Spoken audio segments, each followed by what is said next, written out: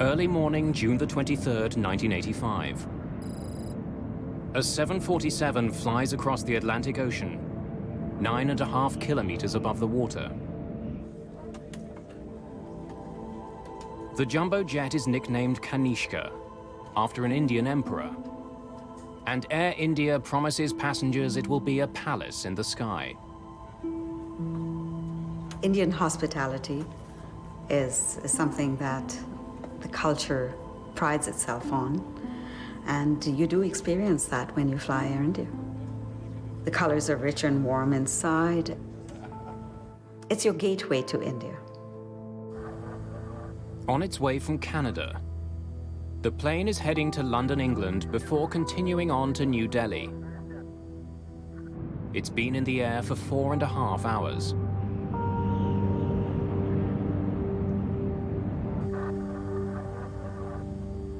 Captain Hansay Narendra is a veteran Air India pilot. Satwinder Binder is a captain too, who's serving as first officer on the flight. As the plane nears land, Binder talks with the flight's purser. Yes, sir? Inshaw, do me a small favor. At the back of the plane, seat 54, a boy is sitting there. He just wanted to have a look in the cockpit. Can I send him now? After about 15 to 20 minutes.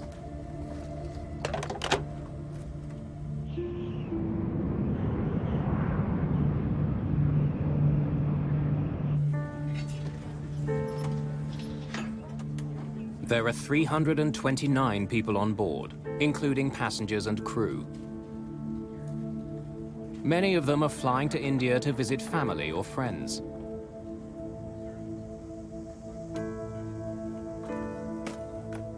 Vishnu Pada is traveling to India with his 2 daughters. Their mother, Lata, is already waiting for them there. We had decided that it would be the ideal year to take an extended vacation in India as a family. 6 minutes after 8 in the morning, co-pilot Binder makes radio contact with air traffic control in Ireland. Shannon, Air India 182, good morning. Station calling Shannon. Go ahead again, please. Thomas Lane and Michael Quinn are working at the Shannon Control Center. Air India 182 is 51 north, 15 west at level 310. Estimate FIR at 0735. Air India 182, Shannon, roger. Cleared for London, flight level 310. Air India 182 is cleared to London, maintain 310. You want to come up front now? Yeah. Okay. Let's go.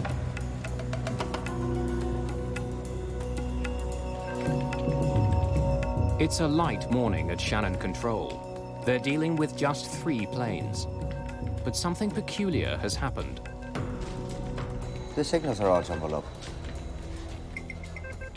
The signals on radar merged so that it was totally impossible to read the call signs and flight levels of any of the 3 aircraft. The Air India 747 is flying at 31,000 feet. A TWA jet is several thousand feet above it, and a CP flight is 2,000 feet higher. All are traveling east. Because the planes are stacked on top of each other, the signals have merged on the controller's 2-dimensional screen. Tom moved the tracker ball on radar and separated the signals.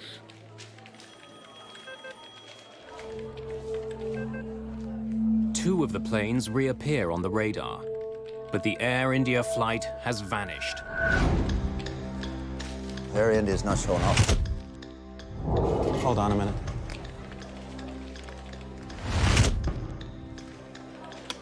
Air India 182, do you read? Air India 182, this is Shannon. Do you read? Over. It's 8:14 in the morning. I had a gut feeling To this day, I don't know why I picked up the phone.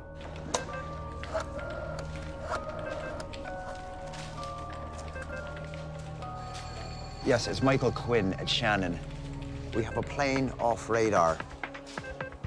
Normally, a distress call to search and rescue isn't made until a plane has been out of contact for more than 20 minutes.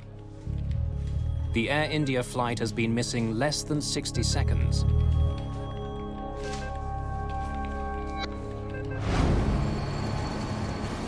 Several ships in the area begin searching for signs of the plane. Its last known position is some 290 kilometers southwest of Cork. Just 2 hours after the plane disappears, a Canadian-owned cargo ship in the area confirms the worst. The first pieces of wreckage are discovered. Uninflated life rafts are spotted bobbing in the cold Atlantic. Then bodies are seen. It's quickly clear that no one has survived. In India, Lata Pada is waiting for her husband and 2 children to arrive when she hears the news from her brother. He sat me down and told me that, something terrible had happened. I was just in total shock, and, part of me was trying to digest the information, and part of me was trying to imagine if indeed the worst had happened, how I was going to continue my life without them.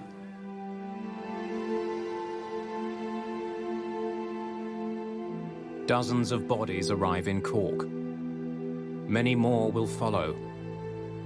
Now investigators are faced with the enormous task of finding out how they died and what had caused the crash of Air India Flight 182.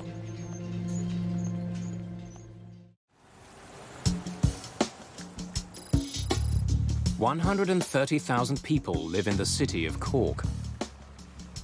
Tucked into the southern coast of Ireland, it's long been a vital seaport.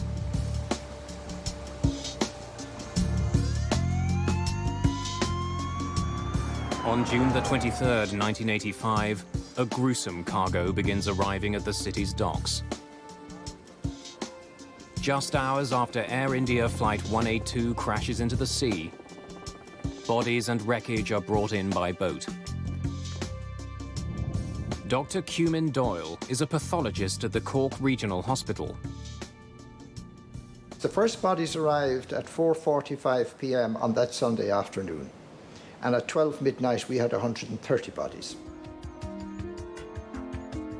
Doyle and his team will examine the bodies to see if they can find any signs of what caused the crash. It's an enormous undertaking for everybody involved, the hospital personnel, the police, the Navy, the Army, and pathologists like ourselves, but we just had to get on and do the job.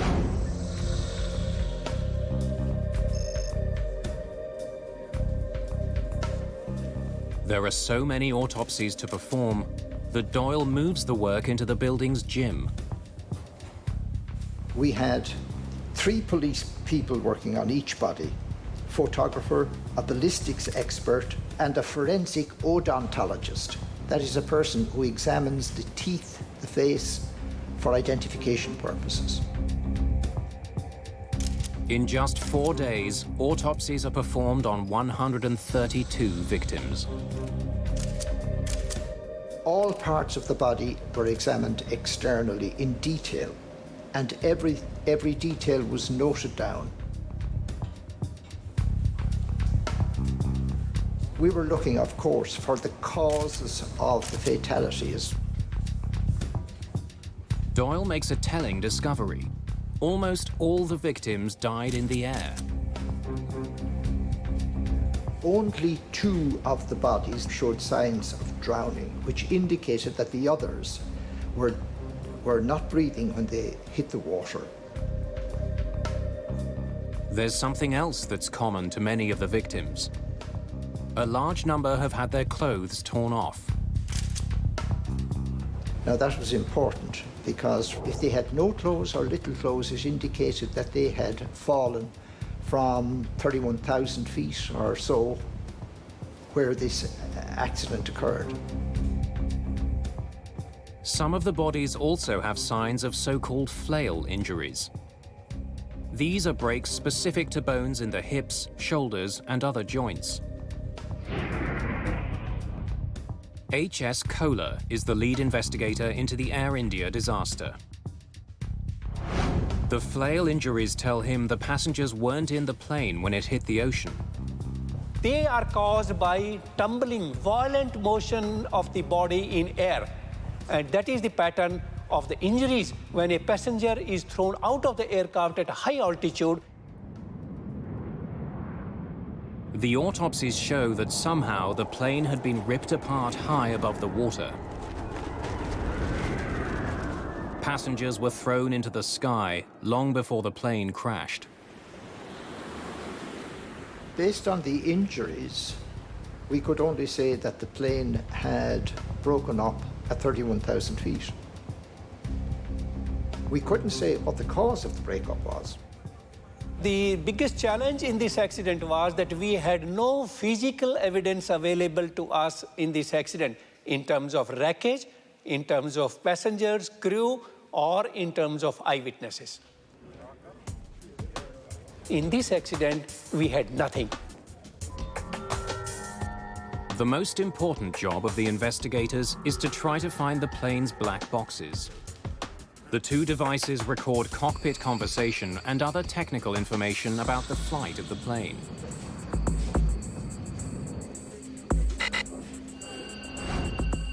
The recorders have radio beacons which send out a signal at a designated frequency. But it's still a huge task. The boxes are more than 6,500 feet below the surface, and the radio signals last just 30 days. Salim Jiwa is a journalist who has investigated the Air India disaster. The search for the black boxes was urgent, and 3 countries participated in it: England, Ireland, and India. But even with such a massive response, early efforts are frustrated. 42 kilohertz. It's too high. It can't be them. Investigators are picking up radio signals, but they're at the wrong frequency.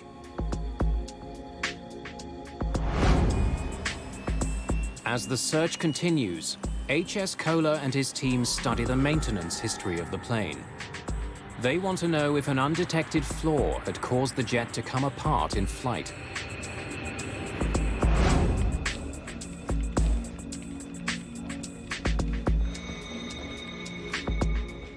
They uncover a potentially important piece of information. The Air India jet was flying with 5 engines.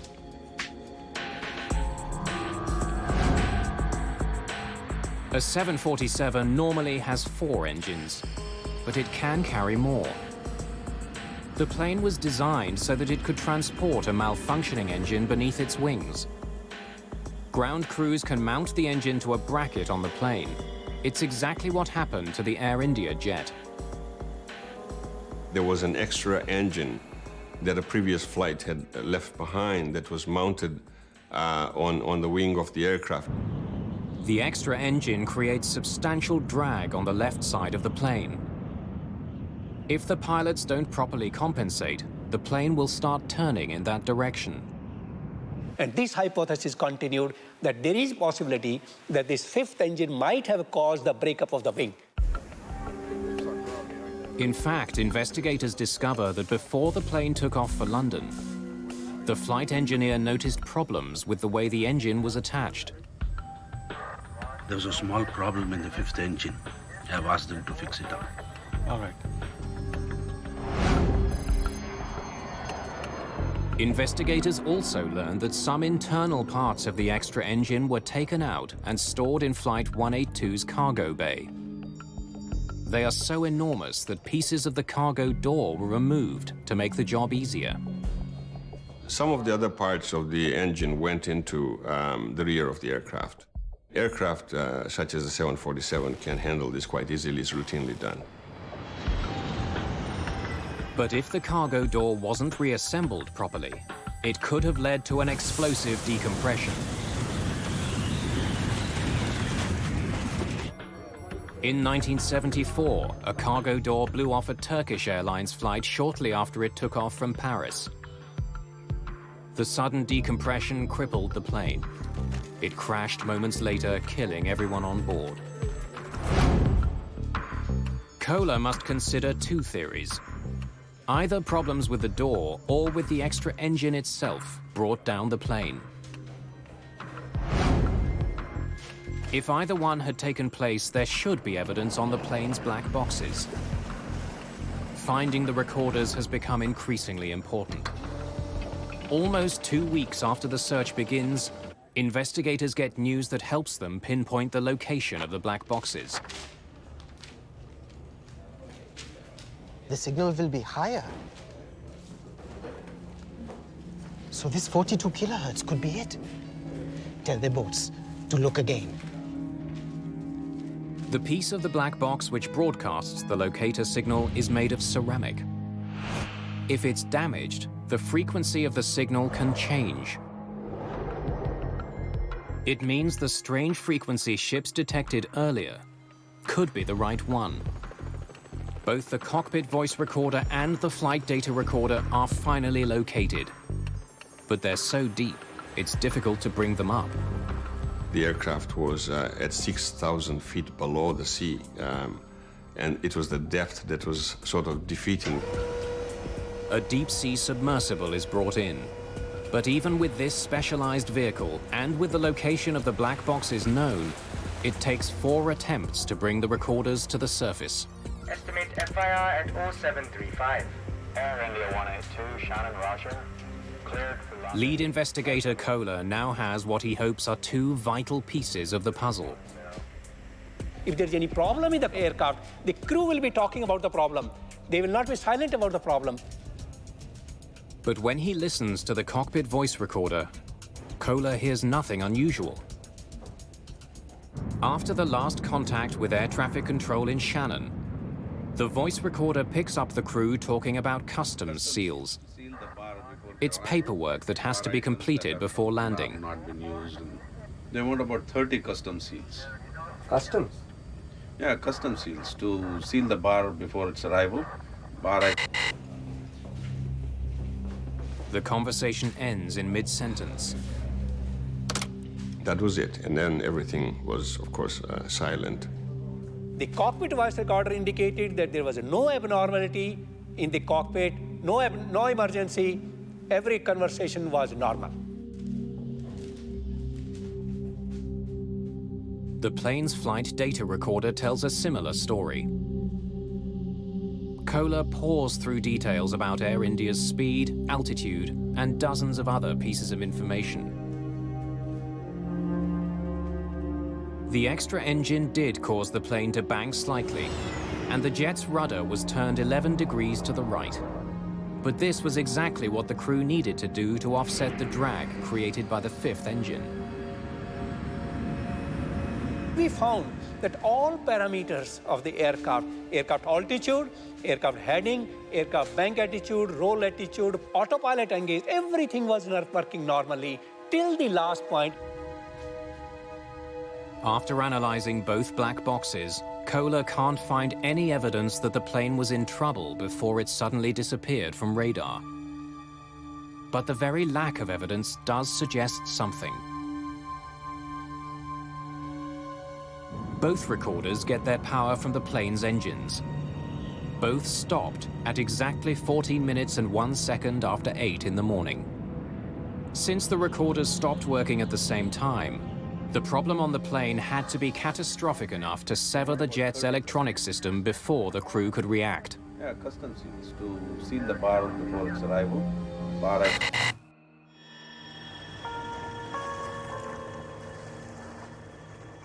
Investigators are becoming convinced that there are only 2 possible explanations for the crash: a devastating decompression or a bomb. They study the wreckage that's been found floating on the surface of the ocean, but it's just a small percentage of the entire plane. And none of it is helpful to investigators. It offers no clues to explain why the plane crashed. We knew there was no fire. We knew the aircraft was performing well. Everything was normal. There was no cockpit emergency, no warning. We got elimination of all the things, but we did not got the answer as what happened. We had to go to the cause of the accident. We had to go to the wreckage, which was lying at the bottom of the sea. But what parts of the plane should investigators focus on? The black boxes were equipped with radio transmitters which made them easier to find. But the debris field is deep underwater and enormous, some 16 kilometers long and 6 kilometers across. How do investigators identify the one clue that will help them unlock the mystery? Roy Truman is an underwater salvage expert. He's brought in to do something that's never been done before: retrieve the ruined pieces of a jumbo jet from the bottom of the ocean. In hundreds of thousands of pieces, he needs to find the ones that will explain why the plane crashed.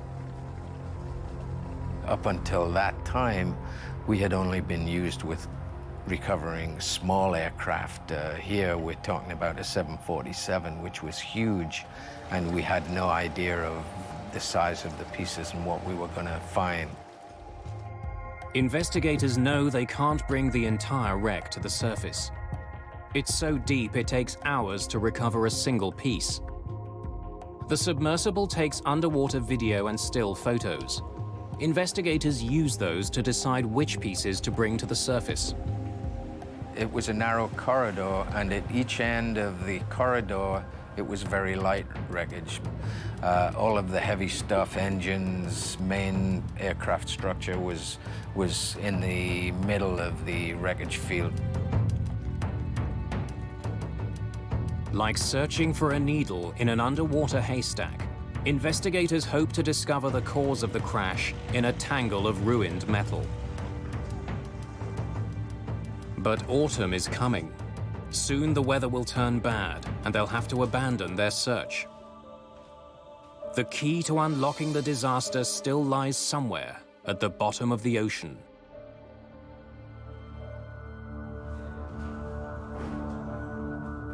Investigators from India are scouring the ocean floor, trying to find out why Air India Flight 182 fell from the sky.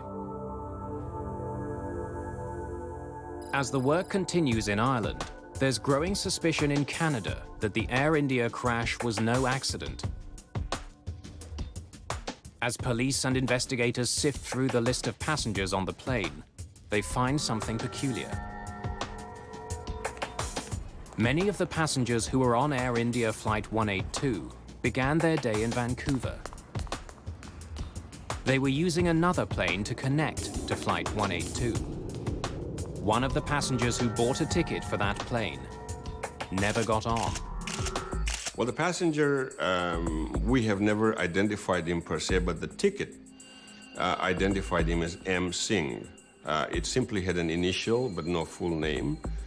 We believe that name to be was fictitious, and that the person never intended to travel. While he never boarded the plane, M. Singh did check in. Next, please. On your way to Toronto? And I want my bag checked through to Delhi. Sir, I can't do that. Your reservation is only confirmed to Toronto. Oh, I am confirmed. This is my ticket. Jeannie Adams is a ticket agent working for Canadian Pacific. Mr. Singh, you are on standby to Delhi. I can't. But then I have to pick up my bag. I can't check your bags through to India if you are not confirmed. But I am indeed confirmed. Wait, I'll get my brother. He'll tell you. There are as many as 30 people waiting to check in. Adams doesn't have time to wait for the man's brother. Oh, okay. I'll check it through.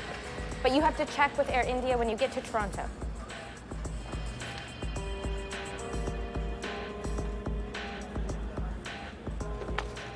seat is 10D. Even though Singh doesn't have a ticket taking him to India, his bag is checked straight through. His luggage is loaded, but no one notices that Singh never boards the plane that leaves Vancouver. She broke the rules as they were. She should not have allowed that to go through for New Delhi Interline. But she was so bullied and so browbeaten by Mr. Singh in front of everybody else that I think to her eternal sadness and heartbreak, she gave in. Singh's maroon bag didn't raise any concerns when it was loaded in Vancouver. Since the Air India flight was international, when the bag arrived in Toronto, it faced a more strict series of inspections. This is what it will sound like.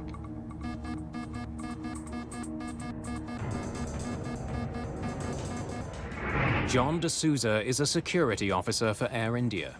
The day of the flight, he demonstrated a portable explosives detector for baggage handlers in Toronto. Chemicals in a match triggered the device, as would chemicals used in some explosives. Okay. The portable device was put to use because the X-ray machine, which normally scans every piece of luggage, had broken down. The technology, especially the X-ray technology, were very weak, very in their infancy at that time, and it didn't work reliably. And in the case of the Air India episode, the technology went quite badly wrong, which was one of the tragedies of this situation. As security workers used the portable explosives wand on the bags, everything seemed normal, until they got to the maroon bag.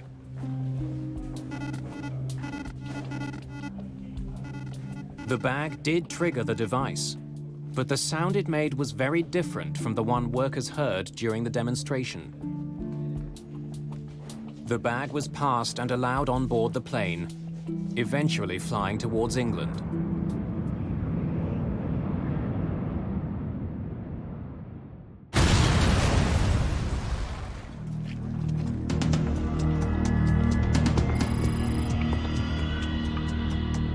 As Air India Flight 182 flies over the Atlantic Ocean carrying M. Singh's bag, an explosion rips through Tokyo's Narita Airport. 2 baggage handlers are killed, 4 people are injured. A bomb has been hidden inside another piece of luggage that came from Vancouver. Luggage that was bound for another Air India jet. And it was headed for the cargo hold when it exploded on the ground. Once it was put on, the bag was probably just thumped a little bit, and it exploded as the 2 Japanese baggage handlers were putting it on a conveyor belt. Just as on Flight 182, one of the bags being moved in Tokyo was checked in by a passenger who never boarded the flight. There was no X-ray machines in use at Vancouver Airport. There was nothing to stop that bag from flying to Tokyo. There's a disturbing connection between the Tokyo bombing and the Air India flight. The tickets for the men who checked both bags were bought on the same day by the same customer. The single crash of Air India Flight 182 has suddenly become part of a much larger story.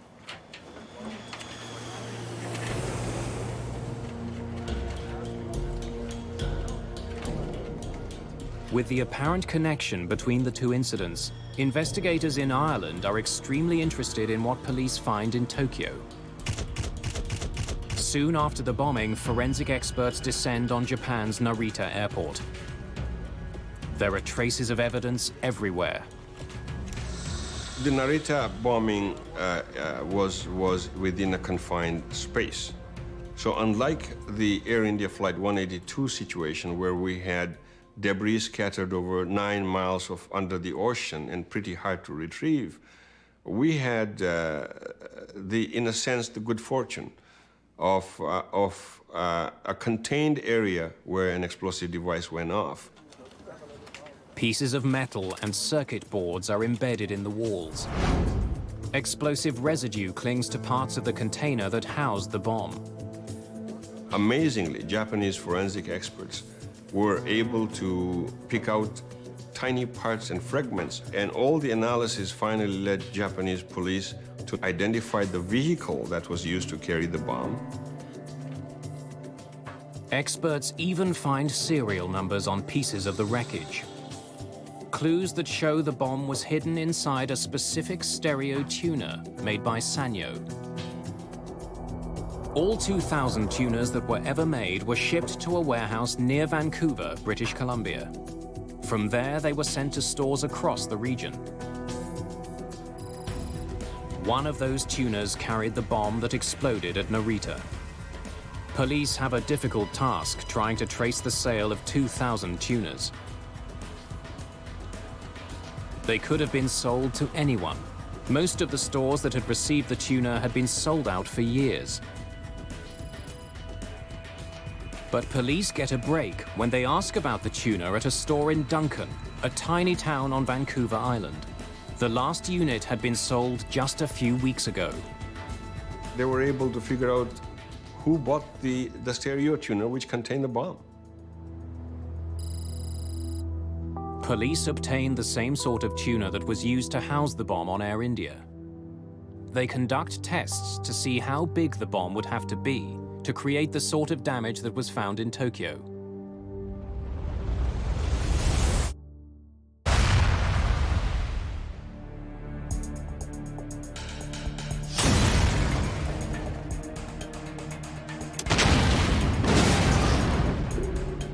There was a progressive experimentation using dynamite to find out the extent of damage particular strands of dynamite would cause. They match the size of the tuner fragments made after each explosion with the fragments that were found at Narita. They discover that just a few sticks of dynamite were likely used in the Tokyo bomb. But could just 4 sticks of dynamite really bring down a jet? Once they discover just how powerful the Narita bomb was, police place it into a fully loaded luggage container.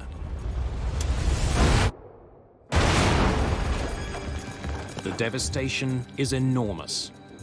Any decompression caused by an event, an explosive device in the luggage hold, would be sufficient to cause catastrophic results for that aircraft. You don't need much. 4 sticks of dynamite can do the job.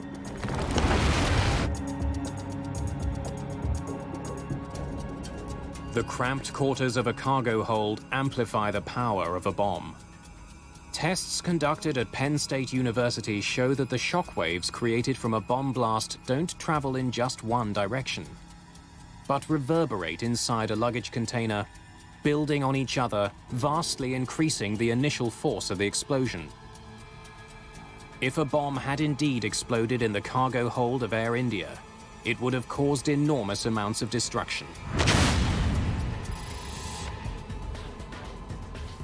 It's the sort of damage that should have left its mark on the remains of Flight 182. Investigators have a growing suspicion that this plane was brought down by a bomb. But they still have no proof. So the investigators were not only looking for something that was broken that might have caused the failure, but they were looking for signs of what caused the explosion, such as burning or solvent stains or possibly shrapnel in seats. It meant a lot tighter scrutiny of every piece of wreckage. We kept on analyzing each photograph. Is it giving any indication of an explosion? Is it giving any impact damage? Knowing his time is running out, Kohler selects a few key pieces of the plane to bring to the surface. Bad weather forces him to leave the rest behind. Kohler hopes the bits he does have can prove there was a bomb on board. Each piece that's brought up is carefully mapped to its original position on the jet. One of the most promising sections brought up from the bottom is the floor of the front cargo bay. When we recovered that item, we found that it had holes which are of a very special nature. Penetration from inside to outside at a very high speed, curling of the edges of that one. And that was indicative of that perhaps this is the place where the explosion had occurred. As many as 20 holes are found. In each, the metal is bent outward, like the petals of a flower. These are classic signs of something being blown out from the cargo bay. On the side wall of the cargo bay, investigators find more clues. Additional holes are discovered, like the ones on the floor. These also appear to have been blown out from the cargo hold. A closer study of the ceiling of the cargo bay also indicates that the ribs connecting it to the fuselage were broken by being forced up.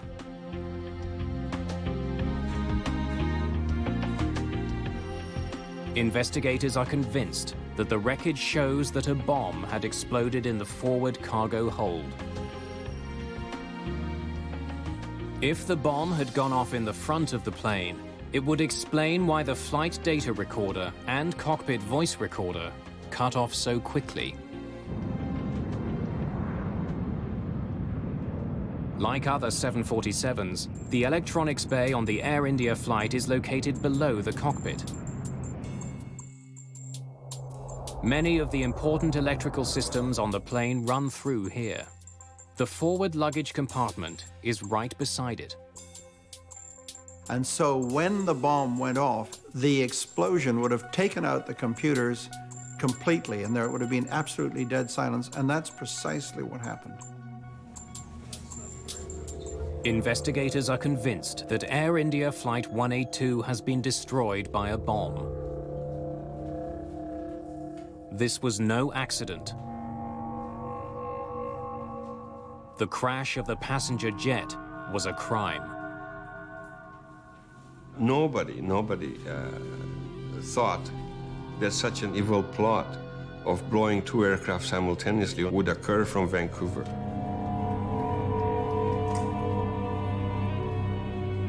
Exhaustive detective work creates a clear picture of what likely happened on board the Air India jet.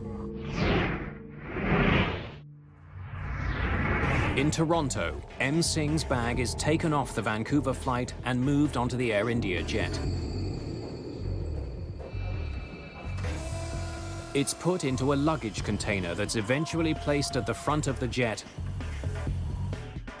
right behind the plane's electronics bay. As the plane sailed over the Atlantic Ocean, the crew had no warning that a bomb was ticking down to disaster. They want about 30 custom seals. Customs? Yeah, custom seals to seal the bar before its arrival.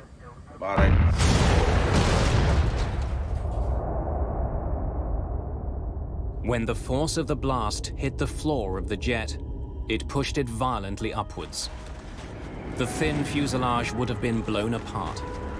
The air pressure inside the plane would have rushed out, tearing passengers from the cabin and fatally crippling the jet. The debris scattered over 9 miles is an indication of how rapidly and how fearsome this whole decompression was. But in this instance, the aircraft completely didn't stand a chance of flight. There was no way of continuing flight in this case. As the jet fell towards the sea, the forces put on the fuselage tore it apart.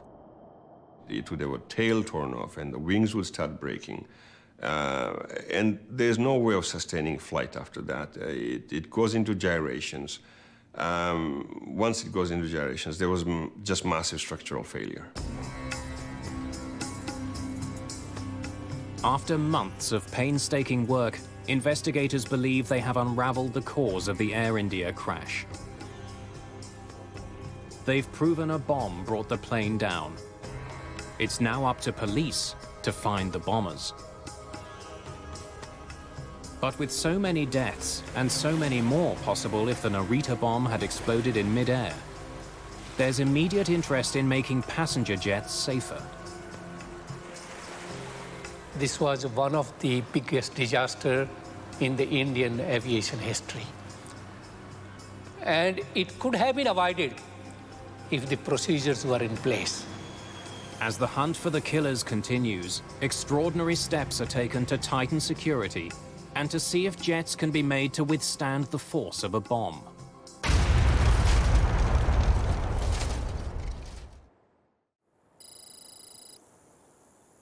It's May 1997. More than 10 years after a terrorist bomb destroyed Air India Flight 182. An out-of-service 747 is about to take part in a remarkable test. 2 bombs are placed in the front cargo bay. 2 more are put in the back.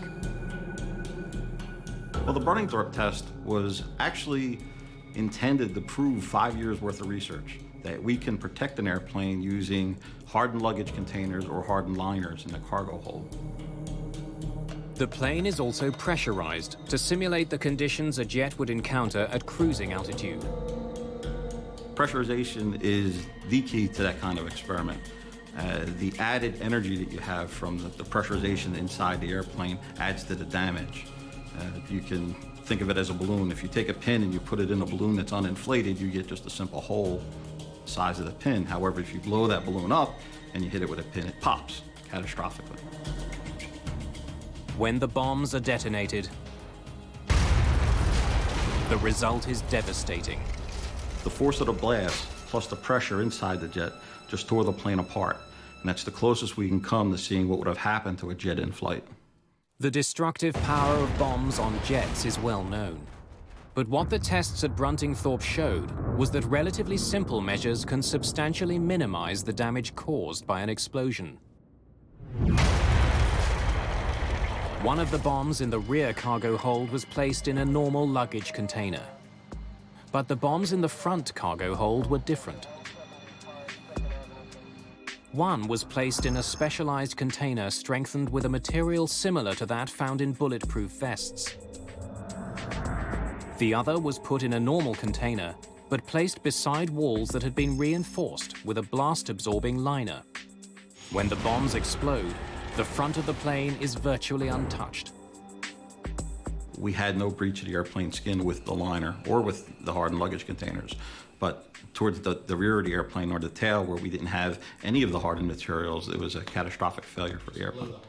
The standard luggage container did nothing to minimize the blast. Both the protective lining in the front cargo bay and the hardened luggage container were able to absorb the force of the explosion. It's only speculation, but would steps like these have saved Air India? Very likely. Would they make the industry safer today? Absolutely. Despite the dramatic results of the tests in Britain, hardened luggage containers are not used by world's airlines. While effective at stopping bombs, they're extremely expensive. The hardened containers are not in use now because it's just not economically feasible. The containers cost the tens of thousands of dollars just to purchase, and they're very fragile. They're composite materials, so if you run into the side of them with a forklift, they're pretty much useless from that point forward. There have been significant improvements made to the way that passenger luggage is screened at most international airports. More sophisticated color X-ray systems using multiple scanning beams are now used. But I am indeed confirmed. Wait, I'll get my brother. He'll tell you. Oh, okay. I'll check it through. But you have to check with Air India when you get to Toronto. And there are stricter regulations about luggage getting sent forward on connecting flights. In the case of Air India, the most important thing of all was passenger baggage reconciliation. This is the key to detecting an explosive device or a terrorist. No plane leaves with baggage unattached to a specific passenger inside that plane. And that must be so.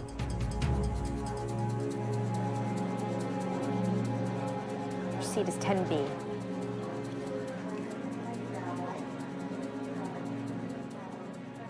I think one of the most difficult piece of news for the families to accept was the many ways in which this tragedy could have been prevented. I mean, it was absolutely unforgivable that a bag could be interlined to another destination without a passenger accompanying it. The quality of training that security guards at airports get also came under scrutiny during the years after the Air India crash. It's still an area of concern for some security experts. There's a real failure to train security personnel. And that failure is because you cannot pay rent-a-cops subsistent wages to look after your security when you get on board an aircraft. In the Air India case, police eventually traced the bombing to Sikh extremists living in Canada. They're fighting to have an independent Sikh homeland created in India. The man who confessed to assembling the bomb is sent to prison. The man suspected of masterminding the plot is killed several years later while under arrest in India. Both men had deep ties to Canada's West Coast Sikh community. It's a connection that still bothers Lata Pada. It was a deliberate act of terrorism, and hurts even more that they were executed by Canadians on Canadian soil, against Canadians. More than 20 years after the destruction of the Air India flight, the shock of the day is still fresh. And many questions remain unanswered. We still don't know who the two people were who checked in the bags. Apart from the basics of who made the bomb, we don't know much about who else assisted them. We don't know who picked up those tickets. There's a vow of silence that has hindered the investigation. This inquiry will be launched immediately. In 2006, the Canadian government launched an inquiry into the Air India bombing, another investigation of what happened and why. The shocking death of so many is a continuing source of anger and disbelief.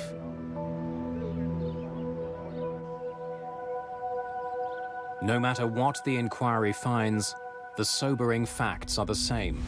329 people killed in an instant. There are memorials now in Ireland and Canada, mourning the victims of the Air India crash, marking the day a terrorist bomb ripped through the lives of so many. It's just so tragic about all our lives that we lead. Every day is an ordinary day in our lives, but some days, unexpectedly, something completely, totally unexpected shatters your life, and that was one of those moments.